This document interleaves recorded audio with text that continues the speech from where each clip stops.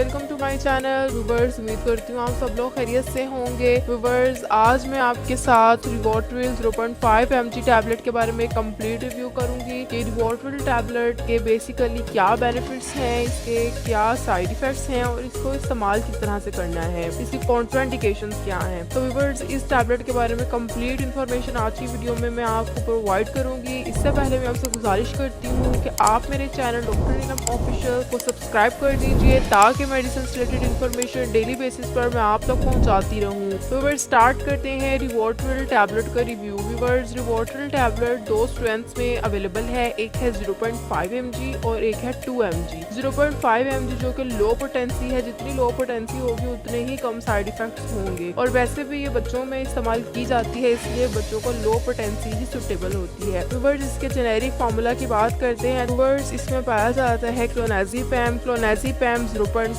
mg, क्लोनाजीपैम 2 mg और क्लोनाजीपैम जो कि एक एंटी एपिलेप्टिक मेडिकेशन है जो कि बेंजोडाइजेपिन ड्रग क्लास से बिलोंग करता है। व्यूअर्स, इसकी पैकेजिंग के बारे में बात कर लेते हैं। तो व्यूअर्स, ये मार्टिन डो कंपनी की प्रोडक्शन है और इसके एक पैक में 50 टैबलेट्स होती हैं, यानी 50 टैबलेट्स के एक पैक होता है।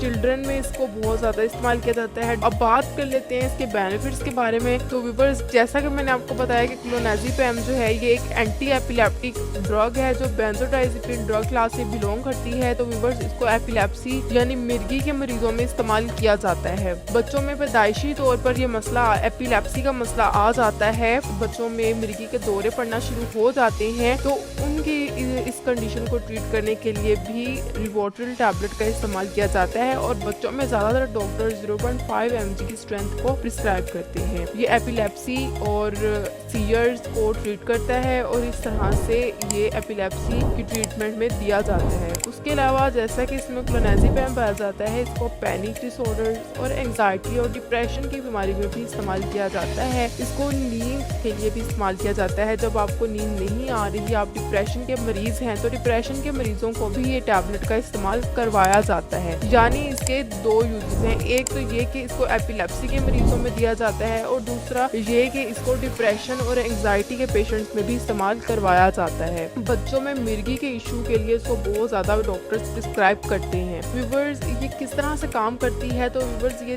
क्लोनाजीपैम डायरेक्टली ब्रेन पर एक्ट करता है और ब्रेन से रिलीज होने वाले जो नर्व सेल्स होते हैं उनकी एक्सेसिव एक्टिविटी को स्लो डाउन करता है और कामिंग इफेक्ट प्रोवाइड करता है और इस तरह से ये टेंशन और डिप्रेशन को भी दूर करता है और अगर बहुत ज़्यादा मिर्गी के दौरे हैं तो उनको भी ये रिलैक्स करता है।